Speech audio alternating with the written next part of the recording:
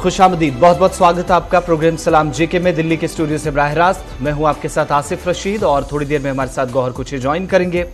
Programme सलाम जेके में 8:35 से शुरुआत और 10 बजे तक हमारा और आपका साथ रहने वाला है। आज के प्रोग्राम में भी हर गुजरते दिन की तरह हमारी कोशिश रहेगी, जहां पर जम्मू कश्मीर और लद्दाख की खबरों पर हमारी नजर रहती है, दिन भर क्या कुछ सूरत हाल मुल्क की सतह पर रहने वाली है और ताज़ा तरीन कुछ डेवलपमेंट्स हैं जो आलमी सतह पर या कौमी सतह पर इस वक्त अहमियत की हामिल हैं, उन पर हमारी आज के प्रोग्राम में भी नजर रहेगी। इसके अलावा तय फॉर्मेट के मुताबिक प्रोग्राम का आगाज हिस्ट्री ऑफ द डे से करने के बाद हम आपको जम्मू कश्मीर लिए चलेंगे, ताज़ा तरीन खबरें कुछ बताएंगे और पिछले 12 घंटों में और आने वाले 24 घंटों में क्या कुछ सूरत हाल रहने वाली है। कुछ पॉलिटिकल डेवलपमेंट्स भी हो रही हैं आहिस्ता आहिस्ता, उन पर भी बात करेंगे। एंटी मिलिटेंट ऑपरेशन चल रहे हैं और काफ़ी तेज़ी के साथ पिछले 12-15 घंटों में ऑपरेशन हुए हैं। एक और ऑपरेशन आपसे थोड़ी देर पहले खत्म हुआ है, सारी डिटेल्स आपके सामने रखेंगे।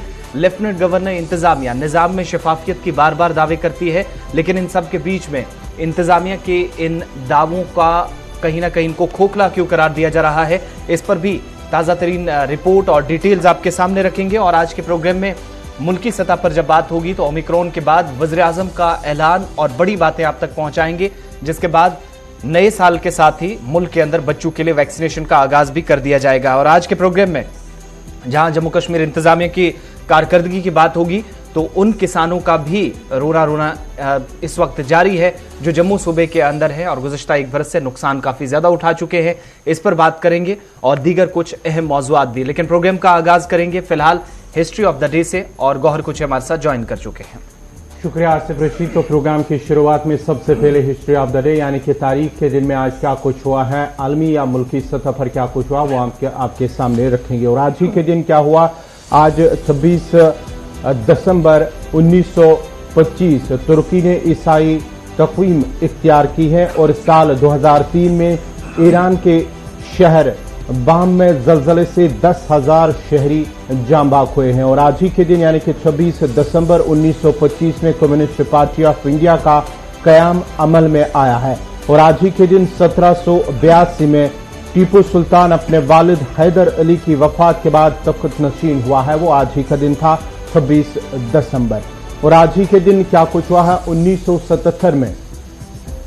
1977 में सोवियत यूनियन ने मशरकी कजाक इलाके में जौहरी तजुर्बात किए हैं। और साल 2007 में आज ही के दिन 26 दिसंबर साल 2007 में उस्मानी तैयारों ने इराक करदाब पर हमला किया है। और साल 2008 में आज ही के दिन 26 दिसंबर तानिया कृतिका को शिकस्त देकर मुश्तरका टॉप पर पहुंची है। और माफ कीजिएगा, ये साल 2008 26 दिसंबर सानिया कृतिका को शिकस्त देकर मुश्तरका टॉप पर पहुंची है। और साल 2008 में आज ही के दिन सानिया कृतिका को शिकस्त देकर मुश्तरका टॉप पर पहुंची है। ये कुछ अहम वाक़ात थे तारीख के हवाले से जो हमने आपके सामने रखे हैं। और अब सीधा चलते हैं, खबरों का पिटारा खोलते हैं और खबरों के पिटारे में सबसे पहले शुरुआत करते हैं जम्मू कश्मीर में गुज़श्ता 24 घंटों के दौरान हुए एनकाउंटर के हवाले से और पेश करेंगे आसिफ रशीद। बहुत शुक्रिया गौहर। आगे बढ़ने से पहले आपको बताएं हमारे सोशल मीडिया प्लेटफॉर्म्स पर भी आप हमारे प्रोग्राम की लाइव नशरियात देख सकते हैं। www.gulistannews.in पर आप विजिट करेंगे, जहां प्रोग्राम लाइव भी चल रहा है और साथ आपको तहरीरी मवाद भी मिलेगा। फेसबुक, इंस्टाग्राम और यूट्यूब पर भी हमारी लाइव नशरियात इस वक्त जारी हैं, वहां पर भी आप जाइए, हमारे ऑफिशियल पेजेस पे प्रोग्राम आपको लाइव मिलेगा। और अपने कमेंट सेक्शन में आप जरूर अपनी आरा से हमें आगाह कीजिएगा प्रोग्राम में किस तरह का सुधार हम ला सकते हैं। आगाज करेंगे, जम्मू कश्मीर के अंदर एंटी मिलिटेंट ऑपरेशन चल रहे हैं और कल सुबह से अब तक 3 मुख्तलिफ ऑपरेशन हुए हैं। लेकिन अब से थोड़ी देर पहले खबर यह है कि अलल सुबह जनूबी कश्मीर के अनंतनाग के कलान इलाके में एक और ऑपरेशन खत्म हुआ, जो रात तकरीबन 9:30 के आसपास शुरू हुआ था। सर्च ऑपरेशन अचानक से एनकाउंटर में तब्दील हुआ और एक मकामी मिलिटेंट की हलाकत के साथ ऑपरेशन के खत्म होने की इतलात मौसूल हो रही हैं। पुलिस की तरफ से भी तस्दीक की गई है, जहां पर एक अदमशनाख्त मिलिटेंट पहले इसे करार दिया जा रहा था और बाद में शनाख्त करते हुए पुलिस ने कहा कि फहीम भट्ट जो कादीपुरा का रहने वाला है अनंतनाग का, और इस पर इल्जाम पुलिस की तरफ से यह भी लगाया गया है कि हाल ही के दिनों में जो एएसआई मोहम्मद अशरफ को बिजबिहाड़ा अनंतनाग के अंदर नेशनल हाईवे के करीबी इलाके में जहां पुलिस स्टेशन भी है वहां उसे टारगेट किया, गोली चलाई और उनकी जान चली गई थी। बिजबिहाड़ा के अंदर जिनकी पोस्टिंग थी पुलिस स्टेशन में, मोहम्मद अशरफ पर हमला करने वाला मिल्टन फहीम भट्ट कादीपुरा अनंतनाग से था। इस ऑपरेशन में मारा गया। रात की तस्वीरें आपके सामने हैं और अनंतनाग का केकलान वो इलाका जहां पर 9:30 बजे, जब ऑपरेशन, उससे पहले सर्च ऑपरेशन चल रहा था, अचानक से फायरिंग में तब्दील हुआ और जम्मू कश्मीर पुलिस के साथ साथ फौज की राष्ट्रीय राइफल और सीआरपीएफ के एहलकार इस ऑपरेशन को अंजाम दे रहे थे। इब्तदाई रिपोर्ट से आई कि 1 से 2 मिलिटेंट इलाके के अंदर मौजूद हो सकते हैं, लेकिन अब सुबह इस वक्त जो खबर डेवलप हो रही है और पुलिस ने भी एक मकामी मिलिटेंट के मारे जाने की न सिर्फ तस्दीक कर दी, बल्कि यह भी पुलिस की तरफ से बता दिया गया कि इस इलाके के अंदर रात से जो ऑपरेशन शुरू हुआ था वो इस वक्त एक मकामी मिलिटेंट के हलाकत के साथ खत्म हुआ है और देर रात की तस्वीरें भी आपके सामने हैं। जी हाँ, हम बात करेंगे गुज़िश्ता 24 घंटों की। तो 24 घंटों के दौरान जनूबी कश्मीर में 3 अलग अलग मकामात पर एनकाउंटर हुए और 5 मकामी मिलिटेंटों को खड़ा किया गया है। सबसे पहले अगर हम बात करेंगे, कल सुबह जनूबी कश्मीर के चौगाम शोपियां इलाके में एनकाउंटर हुआ है, जिसमें 2 मकामी मिलिटेंट हलाक हुए हैं, जिनमें से एक पुलवामा का रहने वाला और एक शोपियान का रहने वाला। लश्कर तैयबा नामी मिलिटेंट तंजीम से उनका ताल्लुक था। उसके बाद ही बाद दोपहर जनूबी कस्बा त्राल के खुर्दमीर इलाके में एनकाउंटर हुआ है, जिसमें 2 मिलिटेंट हलाक हुए हैं, जो मकामी मिलिटेंट, एक डारसरा का रहने वाला और एक शिकारगा त्राल का रहने वाला है, जिनमें से एक को बताया जाता है कि पुलिस का मानना है कि ये आईडी एक्सपोर्ट था, आदिल नामे मिलिटेंट जो आईडी एक्सपोर्ट था। तो उसके बाद ही रात देर गई अनंतनाग इलाके में एनकाउंटर हुआ है, बिजबिहाड़ा इलाके में, जहां पर एक मिलिटेंट जो है रात देर गई था कि ऑपरेशन जारी रहा और आज सुबह ये खत्म हुआ है। एक मिलिटेंट हलाक हुआ है, मकामी मिलिटेंट। मजीद तफसीलात के लिए सीधा चलते अपनी नुमाइंदी फिदा हुसैन के पास। फिदा, क्या कुछ तफसीलात है? पहले हम आपके जानना चाहेंगे, अनंतनाग में जो कल बिजबिहाड़ा इलाके में एनकाउंटर हुआ, आज सुबह ही खत्म हुआ, उसके बाद ही जनूबी कश्मीर में किस तरह के हालात है, क्योंकि गुज़िश्ता 24 घंटों के दौरान 3 अलग अलग झड़पें भी हुई है। सबसे पहले गौहर मैं आपको बता दूं कि अगर हम खुशरे कलान अनंतनाग की बात करेंगे, जहां पर कल शाम को अनंतनाग पुलिस के साथ साथ इंडियन आर्मी और सीआरपीएफ ने एक मुश्तरका कार्रवाई की। सबसे पहले वहां पर उस इलाके में कोऑर्डिनेटेड सर्च ऑपरेशन चलाया गया। कोऑर्डिनेटेड सर्च ऑपरेशन के दौरान शायद सिक्योरिटी फोर्सेस को ये खबर मिली थी कि इलाके में कुछ मिलिटेंट जो है वो मौजूद है, जिसके बाद जब वहां पर तलाशी कार्रवाई चलाई गई तो 9 बजे के आसपास वहां से गोली चलने की आवाज जो है वो इलाके में सुनाई दी गई। उसके बाद सिक्योरिटी फोर्सेस ने मोर्चा फिर से संभाला और फिर से तलाशी कार्रवाई शुरू की गई। तो इस बीच एक घर में मौजूद मिलिटेंट जो है उन्होंने फिर से सिक्योरिटी फोर्सेस पर फायर खोला। उसके बाद सिक्योरिटी फोर्सेस ने भी जवाबी कार्रवाई की। इस बीच ये कोऑर्डिनेटेड सर्च ऑपरेशन जो है वो झड़प में तब्दील हुआ और इसमें एक मकामी मिलिटेंट जो है, जो बताया जाता है पुलिस के बयान के मुताबिक कि वो हाल ही में जो बिजबिहाड़ा में पुलिस पार्टी पर जो पुलिस के असिस्टेंट सब इंस्पेक्टर पर जो गोलियां चलाई गई उसमें इनका हाथ था। उसके बाद अगरचे आज अलग सुबह ये ऑपरेशन जो है इख्तिताम पजीर हुआ है और इस मकामी मिलिटेंट के पास से हथियार बरामद भी किए गए। अगर जनूबी कश्मीर पे नजर डाली जाए और जुमा से लेकर आज तक की बात करेंगे, जुमा जहां पे शुरुआत हुई थी बिजबिहाड़ा से ही, बिजबिहाड़ा के मोमन इलाके से, जहां पर अनंतनाग पुलिस को, वहां पर अनंतनाग पुलिस और इंडियन आर्मी के साथ साथ सीआरपीएफ ने एक मुश्तरका कार्रवाई की, जिसमें एक मकामी मिलिटेंट जो है उसको हलाक किया गया। उसके पास से भी हथियार बरामद किए गए। अगर कल दिन भर की बात करेंगे, जहां पर मुख्तलिफ झड़पें हुई और सबसे पहले शुरुआत शोपियान में हुई है, जहां पर 2 मकामी मिलिटेंट हलाक हुए। उसके बाद शाम होते होते त्राल में झड़प शुरू हुई, वहां पर 2 मिलिटेंट जो है वो हलाक हुए और रात देर गई जो कोऑर्डिनेटेड सर्च ऑपरेशन चलाया गया वहां पर एक मकामी मिलिटेंट जो है वो हलाक हुआ है। गौहर मैं आपको बता दूं, हालांकि सबसे पहले अगर कल हमने इस खबर को ब्रेक किया कि एक मकामी मिलिटेंट जो है वो हलाक हुआ है और उसकी तस्दीक जो है खुद आज सुबह पुलिस ने भी की है, जो ट्वीट के जरिए उन्होंने बता दिया कि इस झड़प में एक मकामी मिलिटेंट हलाक हुआ। हालांकि अनंतनाग की बात करेंगे, बिजबिहाड़ा कस्बे की बात करेंगे, इंटरनेट को यहाँ पर फिलहाल मुअत्तल ही किया गया है। यहाँ पर इस वक्त इंटरनेट सहूलियात जो है वो बंद है। अब इंटरनेट सहूलियात कब बहाल होगी ये तो अभी आने वाले कुछ ही घंटों में पता चलेगा, लेकिन सूरत हाल जो है वो ये है कि जो एक झड़प है ये इख्तिताम पजीर हुई है। बहुत बहुत शुक्रिया तफसीलात फराहम करने के लिए। जनूबी कश्मीर से हमारे साथ अनंतनाग से नुमाइंदे थे फिदा हुसैन और बात कर रहे थे एनकाउंटर्स के हवाले से 3 या के बाद दीगर ऑपरेशन हुए 5 मिलिटेंटों की हलाकत के साथ ये ऑपरेशन खत्म हुए हैं। और अब से थोड़ी देर पहले एक और ऑपरेशन खत्म हो चुका है अनंतनाग का, और एक और एरिया से सर्च ऑपरेशन की खबरें आ रही, थोड़ी देर में तस्दीक जैसे होगी तो आपको बताएंगे। लेकिन इसके साथ साथ बात जरा नेशनल इन्वेस्टिगेशन एजेंसी के हवाले से भी करते हैं। एनआईए ने जम्मू कश्मीर के अंदर दहशतगर्दी के मामलात में जो इस वक्त एनआईए के पास है, जिनकी तहकीकात चल रही है, उसमें अदालत का रुख एनआईए की जानिब से किया गया है और दिल्ली के स्पेशल कोर्ट का रुख उस वक्त किया गया है जब ट्रायल कोर्ट की तरफ से ऑर्डर दिया गया कि जिन लोगों को या जो लोग दहशतगर्दी के सिलसिले में इस वक्त केसेस भुगत रहे हैं या अदालतों के चक्कर काट रहे हैं, हिरासत में लिए जाने वाले जो अफराद हैं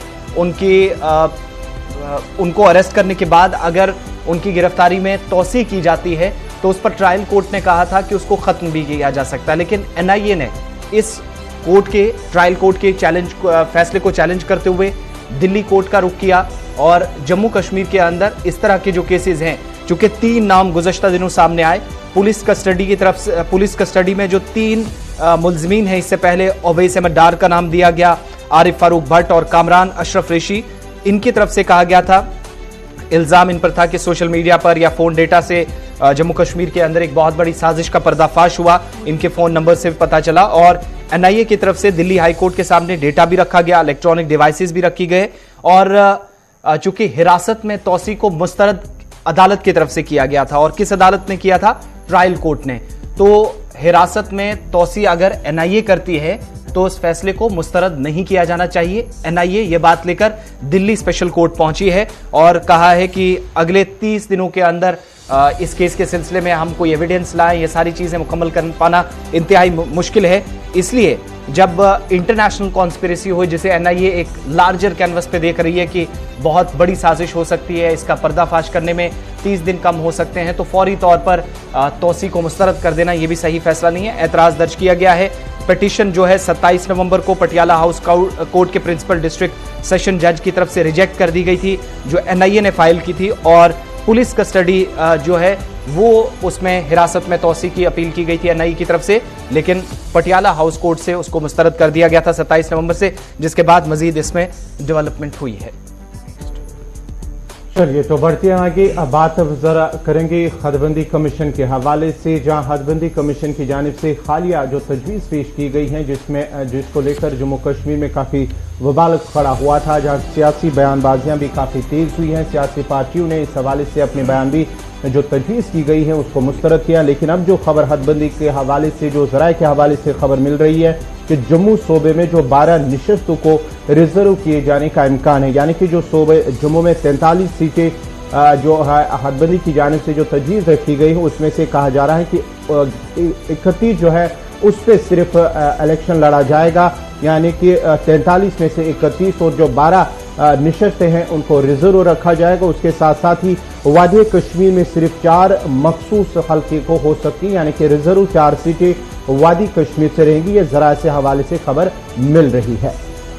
जम्मू सूबे के अंदर मौजूदा 43 असेंबली हल्कों में से 12 को दर्जे फहरिस्त जातों और दर्जे फहरिस्त कबाइल के लिए रिजर्व किए जाने का इम्कान है। जराए से खबर मौसूल हो रही है। 20 तारीख के बाद ये सारी डेवलपमेंट्स हो रही हैं। दूसरी बात, कश्मीर के लिए तजवीज़ करता जो 47 असेंबली नशिस्तें हैं, सिर्फ 4 नशिस्तें रिजर्व हो सकती हैं। इस तरह की खबर हमारे पास है। चूंकि कश्मीर सूबे में बताया जाता है कि जो एससी या एसटीज़ हैं उनकी आबादी जम्मू के मुकाबले कम है, इसलिए एससीज़ के लिए जो तमाम 7 नशिस्तें मखसूस रखी गई हैं वो जम्मू सूबे के अंदर है, और कश्मीर के अंदर जो आबादी कम है उस हिसाब से सीटों के यहाँ रिजर्व सीटें कम रखने की बात हो रही है। इस पर जब ज़राए के हवाले से ये खबर हमारे पास आ रही है तो ये भी है कि जो हदबंदी कमीशन की तरफ से गुज़श्ता दिनों ड्राफ्ट पेश किया गया वो पॉपुलेशन बेस्ड भी कहा गया, यानी जो आबादी का मयार है उसको भी मद्देनजर रखते हुए ये ड्राफ्ट तैयार किया गया। ये बार बार चीजें सामने आई, लेकिन इन सब के बीच में एक बड़ी तब्दीली का इम्कान है, और इसी खबर पे सीधा एग्जीक्यूटिव एडिटर इशफाक गौहर के पास चलेंगे, जो फोन लाइन पे हमारे साथ थोड़ी देर में ज्वाइन करेंगे। लेकिन ये बड़ी बात है कि हदबंदी कमीशन ने हल्का बंदियों के लिए जम्मू में 5 और कश्मीर सूबे में 4 एसटी सीटें रिजर्व किए जाने का इम्कान जो है वो जाहिर किया जा रहा है, और हदबंदी कमीशन की गुज़श्ता दिनों की जो पेशरफ्त है ये उसके बाद सारी चीज़ें सामने हो रही है। दूसरी जो बावसूख ज़राए से ये भी पता चल रहा है कि दर्ज फहरिस्त ज़ातों के अमली तौर पर कोई आबादी नहीं है। एससीज के लिए जो तमाम 7 नशिस्तें मखसूस हैं वो जम्मू सूबे के अंदर रहेंगी, क्योंकि पॉपुलेशन बेस जब हो रही है तो कश्मीर के अंदर ऑब्वियसली एससीज की तादाद कम है, इसलिए जम्मू के अंदर। और इससे पहले ही जम्मू के अंदर एससीज की आबादी में इजाफा भी हुआ है, ये भी हाल के दिनों में जरूर अंदाजा भी लगाया जा रहा। लेकिन अब जब बात रिजर्वेशन के मयार की हो रही है तो इस बेस पर भी आबादी को मुकर्रर किया गया और जम्मू में 5 और कश्मीर सूबे के अंदर 4 एसटी सीटें जो है वो रिजर्व होने का इम्कान है। इस तरह की खबरें मौसूल हो रही हैं। एग्जीक्यूटिव एडिटर इशफाक गौहर हमारे साथ फोन लाइन। चलिए, इससे पहले फोन लाइन पे हमारे साथ जुड़ेंगे, तकनीकी खराबी की वजह से फोन बार बार लाइन ड्रॉप हो रही है। जम्मू सूबे के अंदर जहां पर इससे पहले 20 दिसंबर को मीटिंग हुई दिल्ली के अंदर हदबंदी कमीशन की, जिसमें पता चला कि हदबंदी कमीशन ने एसोसिएट मेंबरान को वो एक जो इब्तदाई रिपोर्ट थी बल्कि एक ड्राफ्ट थी, अब उसको रिपोर्ट की शक्ल दी जाएगी। तमाम जो 7 नशिस्तें थी जिनके रिजर्व होने की बात कही गई थी एससीज के लिए, वो जम्मू प्रोविंस के अंदर होंगी और उस पर कहीं ना कहीं मोहर भी लग रही है, तस्दीक भी हो रही है। जम्मू के अंदर आबादी का तनासुब अब जब आप देखते हैं एससीज का as compare to Kashmir valley तो वो कम बनती है। दूसरी बात, हल्का बंदियों की रिजर्वेशन के मयार के तौर पर जब ये ड्राफ्ट तैयार किया गया है तो इसमें बड़ी बात यह है कि जो मजूजा है यानी 43 सीट्स जम्मू प्रोविंस के अंदर हो जाएंगी, 37 से बढ़कर 43 तक और 47 कश्मीर प्रोविंस के अंदर। तो आबादी के तनासुब को भी मद्देनजर रखते हुए एससीज के लिए जो मखसूस सीटें हैं वो कश्मीर के मुकाबले जम्मू में सारी की सारी सीटें रहेंगी। लेकिन तब्दीली क्या होगी, इस पर हमारे साथ बात करने के लिए फोन लाइन पे एग्जीक्यूटिव एडिटर इशफाक गौहर हैं। इशफाक, 20 तारीख के बाद एक और मेजर पॉलिटिकल डेवलपमेंट होने के इम्कान नजर आ रहे हैं और वो हदबंदी कमीशन आगे कुछ दिनों के अंदर हो सकता है कि इस पर मोहर भी लगा दे, फाइनल रिपोर्ट भी सामने आ जाए। लेकिन इस वक्त जो बड़ी बात है कि 12 सीटें आउट ऑफ 43 रिजर्व हो सकती हैं जम्मू प्रोविंस के अंदर। किस तरीके से इसकी तस्दीक हो रही है अभी तक? देखिए, जो हदबंदी कमीशन के जराया है, जिस तरीके से उन्होंने काम किया है, उससे ये तो लगभग तय है कि आने वाले दिनों में जब रिपोर्ट सामने आएगी, जब एतराजात दिए जाएंगे कमीशन के सामने नेशनल कॉन्फ्रेंस के मेंबरों की तरफ से, जो उसके बाद जो रिपोर्ट सामने आएगी उसमें इसी तरीके का खाका होगा जिसमें जम्मू प्रोविंस के लिए जो एससी एसटी सीट्स की रिजर्वेशन होगी वो बढ़ेगी।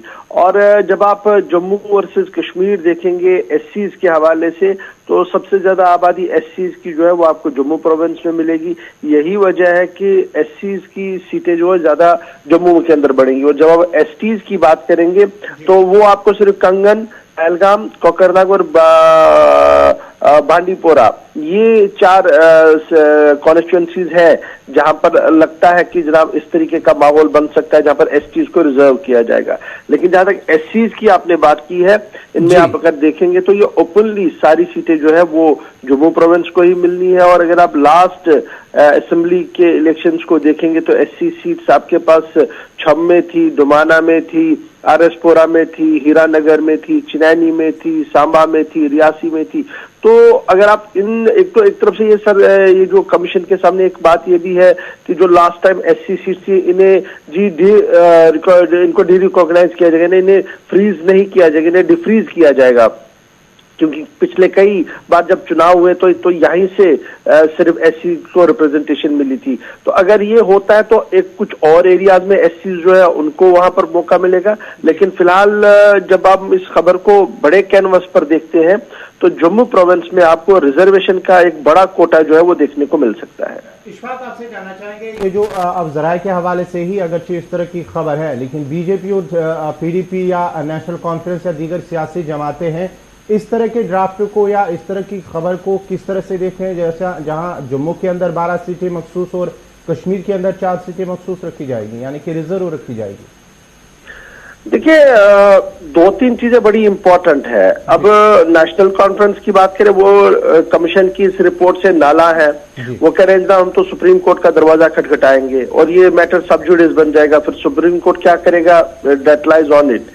दूसरी बड़ी बात ये है कि कश्मीर में से जो पॉलिटिकल पार्टियां, जिनमें पीपल्स कॉन्फ्रेंस है, जिनमें अवामी नेशनल कॉन्फ्रेंस है, जिनमें पीपल्स डेमोक्रेटिक पार्टी है, सबने इस रिपोर्ट को कहा कि जनाब हमें ये मंजूर नहीं है।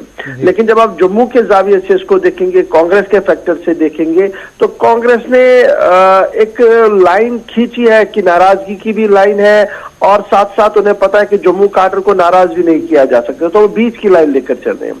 और उनमें एक बड़ा यू टर्न, जो मुझे बड़ा खुल के यू टर्न दिखा, वो दिखा जी गुलाम नबी आजाद का। और गुलाम नबी आजाद साहब पहले तो ये कह रहे थे कि मुझे जी इस कमीशन की रिपोर्ट के बारे में पता नहीं है, और बाद में झुंझुनू से ज्यादा पूछा गया, चूंकि कंटिन्यूसली वो जम्मू कश्मीर के अंदर है और जम्मू प्रोविंस के अंदर वो जलसे कर रहे हैं। तो कल जो उनकी बड़ी बात थी, देखिए 7 सीटें बढ़े या 14 सीटें बढ़े, बढ़ती तो स्टेट को है, इसलिए हमने वे फॉरवर्ड ढूंढना होगा, आगे बढ़ना होगा। तो कहीं ना कहीं वो कमीशन की कारकर्दगी पर कोई सवाल नहीं उठा रहे हैं। जम्मू को सीटें बढ़े, कश्मीर को सीटें बढ़े, रिजर्व जम्मू में हो, कश्मीर में हो, उनका मानना कि वो सीट बढ़ गई, चलिए तो स्टेट को बढ़ी है ना, आगे बढ़िए, प्रोविंशियल लेवल पे लड़ाई या ना लड़े। तो ये जो पॉलिटिकल स्टैंड है, ये डाइल्यूट होता हुआ नजर, ये जो ये उभरता हुआ सामने आ रहा है, और ये क्लियर एक पोजीशन उन्होंने बता दी है अपनी पॉलिटिक्स की। क्या यही मौकफ कांग्रेस का रहेगा, ये देखने वाली बात होगी। लेकिन जरूर जब आप जम्मू और कश्मीर की बात करेंगे, जो एससीज की बात है, तो एससी पॉपुलेशन सन 2011 के सेंसस के हिसाब से जम्मू प्रोविंस में ज्यादा है, कश्मीर प्रोविंस में बहुत कम है। लेकिन जब आप एसटीज की बात करेंगे तो 4 सीटें आपको एसटीज की कश्मीर प्रोविंस में लास्ट ईयर भी थी और शायद इस बार भी मिलेगी। लेकिन इस बार एक और चीज जो देखने को मिल रही है, वो 2 सीटें कश्मीरी पंडित्स को भी जा सकती है। एज पर अवर इंफॉर्मेशन, अगर ये सही है, जो हम लगातार कमीशन के मेंबरों से बात कर पा रहे हैं, जो हम सेंस कर पा रहे हैं, वो ये भी है कि कमीशन अपने पिटारे में कश्मीरी पंडितों को भी नहीं छोड़ेगा और उन्हें भी 2 सीटें रिजर्व करके देगा।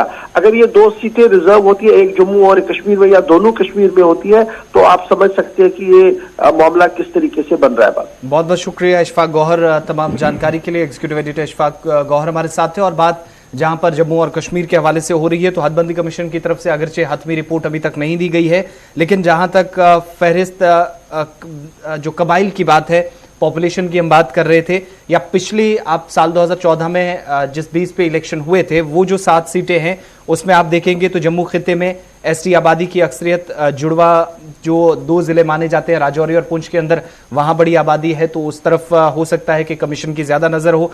दूसरी बात, जम्मू प्रोविंस के अंदर छम्प, डोमाना, आरएसपुरा, जिला कठुआ में हीरानगर, उधमपुर जिले में चिनानी है, सांबा और रामबन भी ऐसे डिस्ट्रिक्ट्स हैं जहां पर इस बार एससी की जो ओवर पॉपुलेशन, टोटल पॉपुलेशन है, उस पर नजर रखते हुए रिपोर्ट सामने आ सकती है। और जहां तक पिछली बार की बात है, तो ये जो मखसूस सीटें थी उनमें थोड़ा बहुत रद्दबदल हो सकता है। और जराये से भी जानकारी मिली है कि पिछली जो 7 सीटें थी, जिन जिन एरिया से थी, वो इस बार गैर महफूज भी हैं, इस तरह की खबर हमारे पास है। हदबंदी के हवाले से बात हो रही है, तो यहां पर गुलाम नबी आजाद का बयान भी काफी इंपॉर्टेंट है। वो मानते हैं कि जो इस वक्त की हुकूमत है, आमराना निज़ाम है, और जो माजी में महाराजा की हुकूमत रही है, उससे बेहतर ये निज़ाम नहीं हो सकता। और उस वक्त बिना नाम लिए सरकार को हदफ तनकीद बना रहे थे, जब उधमपुर में एक तकरीब के बाद मीडिया नुमाइंदों से बात कर रहे थे। लेकिन गुलाम नबी आजाद कहते हैं कि उनके लिए हदबंदी कमीशन के हवाले से एक सवाल उनसे पूछा गया, जिसमें उन्होंने कहा कि वो स्टेट को उसी स्टेट की नजर से देखते हैं जिसको 2 हिस्सों में तकसीम किया गया है, और ये कश्मीर को मिले या जम्मू को, यानी मिली जुली राय। गुज़श्ता दिनों भी इसी तरह का रद्द-ए-अमल उन्होंने जाहिर किया था। एक बार फिर गुलाम नबी आजाद को सुनिए। और बीजेपी के पर पूछे जाने पर कि क्या बीजेपी की 50+ जो टारगेट है उसमें वो कामयाब हो पाएगी, तो कहा कि ये हसीन सपने सिर्फ दिन में देखे जा रहे हैं। बेफस से रही, और जब ऑल पार्टीज की मीटिंग हुई थी और जिसमें मांग जो हमने की थी स्टेट की और इलेक्शन की, तो सरकार ने इलेक्शन भी मान लिए थे और स्टेट भी मान लिए। लेकिन हमने एक शर्त रखी थी उस वक्त कि भाई पहले इलेक्शंस हों, उसके बाद ये डिलिमिटेशन, वो तो हुआ नहीं। तो चलो डिलिमिटेशन हुई, और हम अभी भी ये चाहते हैं कि पहले स्टेट छोड़ दें और फिर उसके बाद इलेक्शन। सर, क्या खुश है डिलिमिटेशन से आप, जिस तरह से कश्मीर को जो है 1 सीट मिली और जम्मू को? अब हम इस झगड़े में नहीं पड़ना चाहते हैं। मैं तो जम्मू कश्मीर को एक स्टेट मानता हूँ। अभी तो हम ड्यूटी की लड़ाई लड़ते हैं, और जब हम स्टेट की बात करते हैं तो स्टेट में इधर मिले या उधर मिले, स्टेट को मिले, एक स्टेट की हमें बात करनी चाहिए। अलग अलग रीजन्स में की बात नहीं करनी चाहिए। भाजपा ने 50 का आंकड़ा दिया है इस बार इलेक्शन में, क्या कहते हैं आप? अगर दिन में वो सपने देखेंगे तो कौन? हमारी मांग चलिए, गुलाम नबी आज़ाद रिएक्ट कर रहे थे हदबंदी के हवाले से। अब बात जम्मू कश्मीर इंतजामिया की, क्योंकि कारकर्दगी पर सवाल है। गुज़श्ता दिनों हमने आपको एक खबर बताई थी कि मुलाजमीन का डेटा अपलोड करने की बात मुसलसल कही जा रही है, और अगर कहीं पर डिटेल्स होंगी तो ई फाइलिंग के जरिए यानी डिजिटलाइजेशन का प्रोसेस अपनाकर तमाम सरकारी महकमों का मुलाजमीन का जो रिकॉर्ड है वो उनके पास अवेलेबल होगा। लेकिन आज बावसूख ज़राए से ये पता चला है कि महकमों के पास तमाम मुलाजमीन का डेटा ही मौजूद नहीं है। अफसरान की सुस्त रफ्तारी ऐसी कि सिर्फ इस्लाहात आएंगी ऐसी बात हो रही है, लेकिन 60% मुलाजमीन की वेरिफिकेशन अभी तक हुई है, और इसका मतलब ये हुआ कि 40% के करीब ऐसे मुलाजमीन मुख्तलिफ डिपार्टमेंट्स के अंदर आज खिदमत अंजाम दे रहे हैं जो वेरिफिकेशन के बिना मुलाजमीन काम कर रहे हैं यूटी के अंदर। जी हाँ, जम्मू कश्मीर के हवाले से अगर हम बात करेंगे तो जम्मू कश्मीर में सरकारी महकमे सवालों के घेरे में इंतजामिया की जानिब से, जहाँ पहले ही इस हवाले से एक बयान भी जारी किया गया है कि जो मुलाजमीन हैं उनका डेटा वो अपलोड किया जाएगा। उसके साथ साथ ही महकमे के पास तमाम मुलाजमीन का डेटा जो है वो अपडेटेड नहीं है। सरकार अफसरान की सुस्त रफ्तारी की वजह से ये रुकावट बनी हुई है। जिस तरह से ये खबर सामने आ रही है, अभी तक सिर्फ 60% मुलाजमीन की जो वेरिफिकेशन है वो सिर्फ दस्तियाब है, यानी कि 40% ऐसे मुलाजमीन हैं मुख्तलिफ महकमों के अंदर जो काम कर रहे हैं जिनका डेटा अवेलेबल नहीं है, जिनकी वेरिफिकेशन ना हुई है, या ऐसे भी कह सकते हैं ज़राए के हवाले से ये भी माना जाता है कि 40% जो मुलाजमीन है, क्या उनमें कुछ फीसद ऐसे है, परसेंटेज ऐसे हैं मुलाजमीन की जो बैकडोर एंट्रीज हैं क्योंकि उनकी वेरिफिकेशन नहीं हुई है। अब सरकार के हवाले से क्या इस पर कोई कार्रवाई होगी, कितनी वक्त में जो है वेरिफिकेशन अब अपडेटेड होगी, सरकारी मुलाजमीन महकमों के अंदर काम कर रहे मुलाजमीन है। जून जुलाई के बाद ये पेशरफ्त हुई थी और जम्मू कश्मीर के अंदर डेटा बेस जो वेरिफिकेशन है वो करने की तैयारी इंतजामिया ने की थी, लेकिन अभी तक पूरी वेरिफिकेशन यानी 60% से ऊपर ये जो शरह है वो नहीं जा सकी है। कश्मीर ब्यूरो चीफ हिलाल हांजूरी हमारे साथ हैं। हिलाल, बहुत शुक्रिया ज्वाइन करने के लिए। 60% मुलाजमीन वेरीफाइड है, मुख्तलिफ डिपार्टमेंट्स के अंदर काम कर रहे हैं। ये वेरिफिकेशन क्या थी, पैरामीटर्स इसके क्या थे? देखिए, असल में अगर देखा जाए तो जम्मू कश्मीर गवर्नमेंट जम्मू कश्मीर के अंदर इंतजामिया है, जो एडमिनिस्ट्रेशन है, इसमें रिफॉर्म्स लाने चाहते हैं जी। और इन रिफॉर्म्स के तहत जो CPIS है यानी सेंट्रल पर्सनल इंफॉर्मेशन सेंटर, इसकी बुनियाद पर यहाँ हर किसी मुलाजिम, चाहे वो गेस्टेड हो, नॉन गेस्टेड हो, क्लर्कल पोस्ट हो या क्लास 4 पोस्ट, जो भी सरकार के साथ खजाने अमरा से तनख्वाह हासिल कर रहा है, उसके लिए वो डेटाबेस बनाना चाहते थे। और डेटाबेस के तहत जो भी एक्टिविटी एक मुलाजिम के लगने से लेकर रिटायरमेंट तक हो जाती, वो इस डेटाबेस पर बन जाता है। यानी हर किसी मुलाजिम को एक आइडेंटिफिकेशन कोड मिल जाता, और उस कोड पर उसका सारा जो प्रोफाइल है वो लीक हो जाता है। यानी जो इसका इलेक्ट्रॉनिक क्या नाम है इसका कि जीबी फंड जब किसी का निकलता है, हम देखते हैं कि जीबी फंड में भी काफी सारी फाइलें छाननी पड़ती है, लेकिन यहाँ पर ऐसा नहीं होता, बल्कि उसको क्या हो जाता है एक एम्प्लॉय को कि उसका सारा ये मिल जाता है कि इसने जीबी फंड कब निकाला है, या उसका सर्विस बुक जो हम कहते हैं, इलेक्ट्रॉनिक सर्विस बुक बन जाता था, इसकी ट्रांसफर कब हुई है, इससे पहले अब कब होनी है, ये सारी चीजें उसमें हो जाती। इसको इंक्रीमेंट कब हो जाएगा, इसकी ट्रांसफर कितने साल के बाद हो जाएगी, इसकी प्रमोशन कब हो जाएगी, ये सारी चीजें जो है ना, ये एक इस आइडेंटिफिकेशन कोड में एक मुलाजिम को जनरेट हो जाता है, इसका एक प्रोफाइल बन जाता है। और उसके बाद सरकार यही चाहती थी कि अब इसी डेटाबेस पर आगे का सिस्टम जो है आगे चला जाता है, यानी जितने भी मुलाजमीन अब इसके बाद सरकारी महकमों के साथ जुड़ जाते, सरकारी महकमों में लग जाते, उनके लिए भी यही प्रोसीजर था। लेकिन इस हवाले से जो GAD ने सर्कुलर जारी किया था, ऑर्डर्स जारी किए गए थे, और तमाम एडमिनिस्ट्रेटिव सेक्रेटरीज को से कहा गया था, तमाम एडमिनिस्ट्रेटिव हेड से कहा गया था कि वो नवंबर के आखिर तक ये सारा डिटेल्स जो है अपने अपने एम्प्लॉयज के, अपने जेर इमारत एम्प्लॉयज के जमा कराए। लेकिन उसमें दफातर सतह पर चाहे जो भी डिपार्टमेंट हो, उनकी जानिब से लैतोलैल से काम लिया गया है, और लैतोलैल से काम लेने के नतीजे में ये डेटाबेस साल 2021 के नवंबर तक मुकम्मल नहीं हुआ। और उसके बाद GAD ने फिर से एक और सर्कुलर निकाला, और सर्कुलर में ये बांध किया गया है हर किसी डिपार्टमेंट को कि वो 15 दिसंबर तक ये सारी डिटेल्स अपने जेर मातहत एम्प्लॉयज की जनरेट करे जो डेटाबेस हो। लेकिन 10-15 दिसंबर तक भी ये डेटा अभी तक मुकम्मल नहीं हुआ।